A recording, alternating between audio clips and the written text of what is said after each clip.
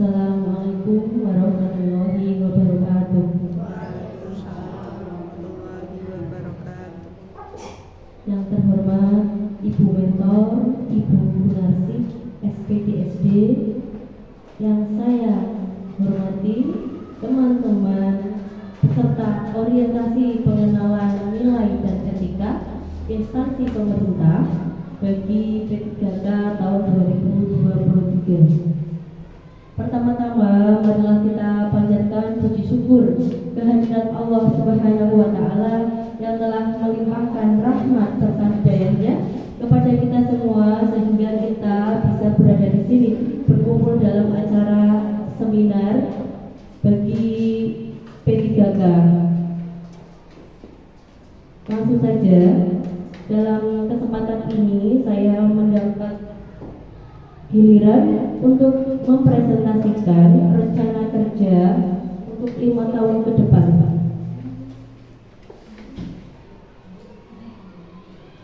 Laporan hasil on the job training orientasi pengenalan nilai dan etika pada instansi pemerintah ASN P3K angkatan 48 tahun 2023 SD Negeri 03 Samong. Perkenalkan, nama saya Dian Anistriana SPD dengan unit kerja di SD Negeri 03 Samong.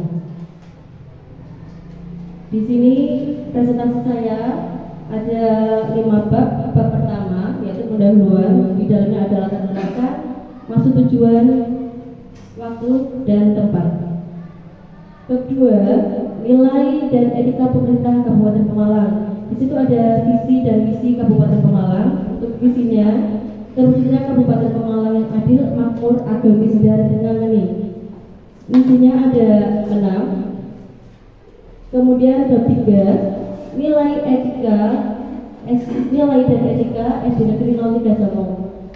Visi misi SD Negeri 03 Samong. Untuk visinya yang pertama, visi SD Negeri 03 Samong sejalan dengan tujuan nasional pendidikan Indonesia yang tercantum pada Undang-Undang Nomor 20 Tahun 2003. Adapun visinya sebagai berikut: terwujudnya peserta didik yang bertakwa, cerdas, terampil, dan cinta tanah air yang dijiwai nilai-nilai dan karakter bangsa. Kemudian untuk misinya itu ada 7. Bab 4, rencana kerja PPPK. Dasar hukum, sasaran kinerja pegawai, rencana kerja P3K 5 tahun, dan rencana kerja 1 tahun pertama. Untuk dasar hukumnya, yang pertama, Undang-Undang Nomor 5 Tahun 2014 tentang ASN. 2, PP Nomor 49 Tahun 2018 tentang manajemen P3K. Yang ketiga, Permen RB Nomor 6 Tahun 2022 tentang pengelolaan kinerja pegawai ASN. Yang keempat, Permen RB Nomor 70 Tahun 2020 tentang masa hubungan perjanjian kerja. Yang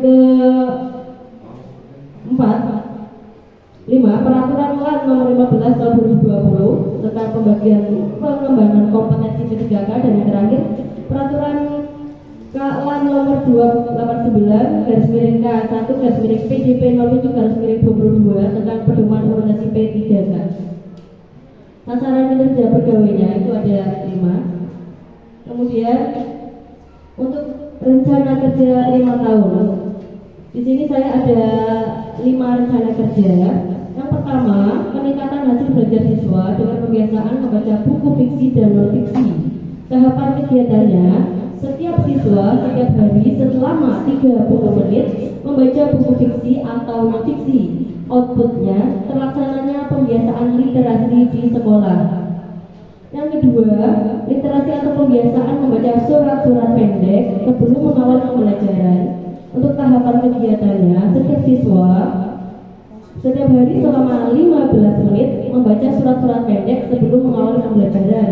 Outputnya, siswa terbiasa membaca surat-surat pendek, diharapkan juga hafal serta memahami surat tersebut. Yang ketiga, pembiasaan membersihkan lingkungan minimal 1 kali dalam sebulan. Tahapan kegiatannya, guru dengan siswa membersihkan lingkungan sekolah. Outputnya mewujudkan lingkungan sekolah menjadi bersih dan sehat. Implementasi dari salah satu dimensi profil pelajar Pancasila yaitu gotong royong dan kebinekaan global. Selanjutnya yang keempat, pembiasaan siswa sholat berjamaah di lingkungan sekolah. Tahapan kegiatannya, guru dan siswa melakukan sholat duha dan sholat zuhur secara berjamaah. Outputnya, membiasakan siswa untuk sholat berjamaah. Yang kelima, pembiasaan siswa merawat tumbuhan di lingkungan sekolah. Tahapan kegiatannya, guru dan siswa membawa bibit tanaman untuk ditanam di sekolah, seperti bibit sayuran ataupun buah-buahan. Outputnya, mewujudkan penghijauan di lingkungan sekolah, melatih siswa untuk mencintai tanaman. Kemudian untuk rencana kerja 1 tahun pertama yang saya rencanakan adalah kegiatannya dengan penggunaan media berbasis TPACK atau Technological Pedagogic Content Knowledge dengan berbantuan alat peraga pantosis atau papan fotosintesis pada mata pelajaran IPAS kelas 4. Tahap perencanaan yang pertama, guru merencanakan kegiatan dengan membuat RPP.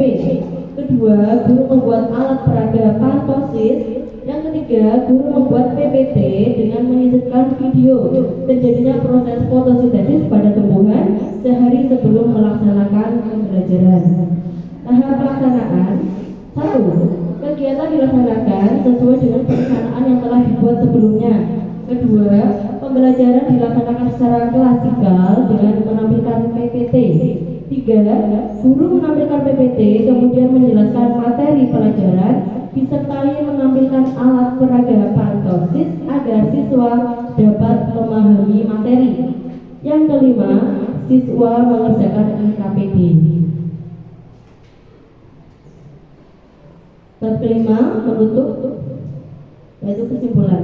Nah, dari serangkaian kegiatan orientasi pengenalan nilai dan etika P3K pada instansi pemerintah yang sudah saya laksanakan dapat disimpulkan kegiatan orientasi pengenalan nilai dan etika untuk semua P3K khususnya wilayah Kabupaten Pemalang serta membekali peserta supaya mengetahui nilai-nilai serta etika jabatan juga tugas dan fungsinya sehingga nantinya semua P3K di Kabupaten Pemalang bisa melaksanakan tugas sesuai tupoksinya masing-masing, kemudian bisa mengimplementasikan di unit kerja masing-masing P3K, berakhlak dan bangga melayani bangsa sebagai transformasi budaya kerja ASN. Terima kasih atas waktunya. Berikutnya saya beri kesempatan kepada Ibu Mentor dan kepada teman-teman untuk memberikan pertanyaan. Terima kasih atas paparannya. Selanjutnya untuk sesi pertanyaan yang pertama diberi kesempatan bertanya pada Ibu Mentor. Silakan. Terima kasih kepada moderator. Terima kasih juga kepada Ibu Dian Arlis Triana. Pemaparan yang begitu jelas, Bu. Ibu memberikan penyajian materi dengan membaca yang agak cepat, tapi alhamdulillah tidak belibet. Ini jarang terjadi karena terkadang kalau di depan, posisi kita di depan seringkali agak belibet. Bicara presentasi saja, literasi bisa belibet. Tapi saya kagum tadi Ibu memaparkan dengan kemampuan verbal yang luar biasa. Saya tertarik dengan TPEK, Teknologi Pedagogic Content Knowledge. Ya. Ini Ibu akan menerapkan itu, ya. Tadi dengan pantosis, papan fotosintesis. Pertanyaan saya yang pertama, mengapa Ibu mengambil teknik pembelajaran dengan model TPEK? Terus, jika tadi hanya dalam pantosis, bisakah TPEK dilaksanakan pada mata lain atau subbahasan lain? Terima kasih. Ya, terima kasih atas pertanyaannya dari Ibu Mentor. Sungguh pertanyaan yang sangat luar biasa. Untuk kenapa saya menggunakan tipe AJK, dalam pembelajaran, kemudian berbantuan dengan alat peraga yang saya sebut dengan pantosis, karena pada mapel tersebut, pada pokok materi fotosintesis, siswa itu tidak bisa melihat secara nyata proses terjadinya fotosintesis.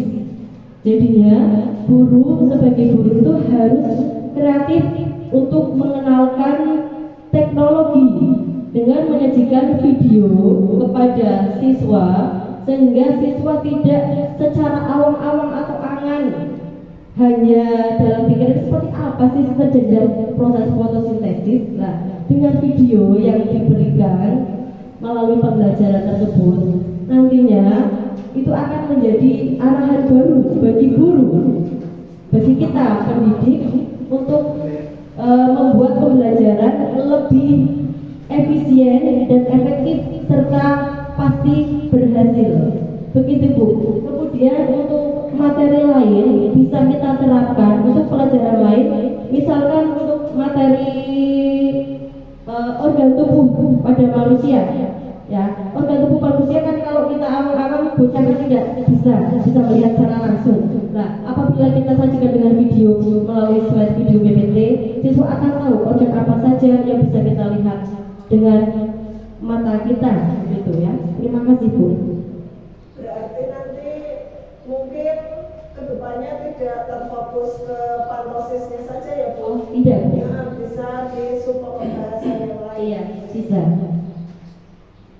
Ya, terima kasih atas pertanyaan dan jawaban yang begitu detail. Selanjutnya untuk pertanyaan yang kedua, kami persilakan kepada para peserta. Assalamualaikum warahmatullahi wabarakatuh.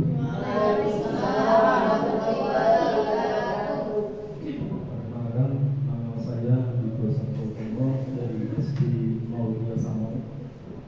Tadi dipaparkan oleh Bu Dian dalam slide-nya, yaitu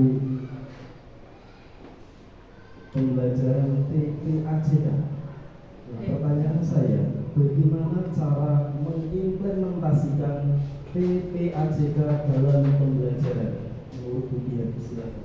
Terima kasih Pak Yugo Santoso untuk pertanyaannya.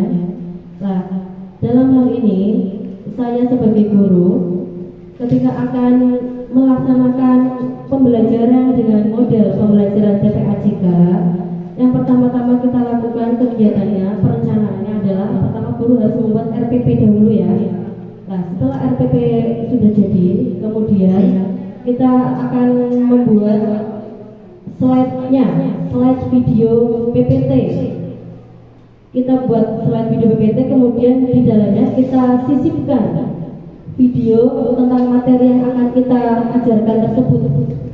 Jadi siswa tertarik tidak hanya dengan model ceramah saja, tetapi dengan melihat video yang kita tampilkan, siswa akan tertarik, gambar apa itu?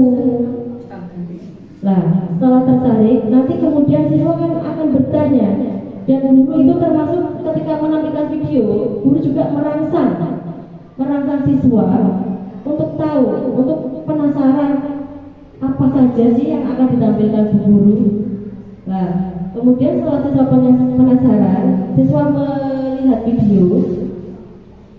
Nah, di dalam video itu nanti guru menyuruh siswa untuk mengidentifikasi dari video yang mereka tonton. Misalkan tadi saya contohkan adalah dengan menampilkan video proses fotosintesis. Nah, kita guru nanti setelah siswa melihat video menyuruh anak-anak untuk mengidentifikasi apa saja yang dibutuhkan tumbuhan pada saat terjadinya proses fotosintesis. Begitu Pak Tomo. Selanjutnya diteruskan dengan umpan balik dari Ibu Nento. Oke, penguatan dari saya untuk rencana hasil kerja Bu Dian setiap tahun berarti akan melaksanakan 2 program utama, yaitu peningkatan hasil belajar siswa dan penerapan program pembiasaan lingkungan diharapkan bisa mengurangi volume sampah, mengurangi dulu mengolah nanti, yang penting kita mengurangi dulu. Terima kasih Bu. Terima kasih atas umpan balik dari Ibu Kunarsi dan terima kasih juga atas pertanyaan dari teman-teman. Wassalamualaikum warahmatullahi wabarakatuh.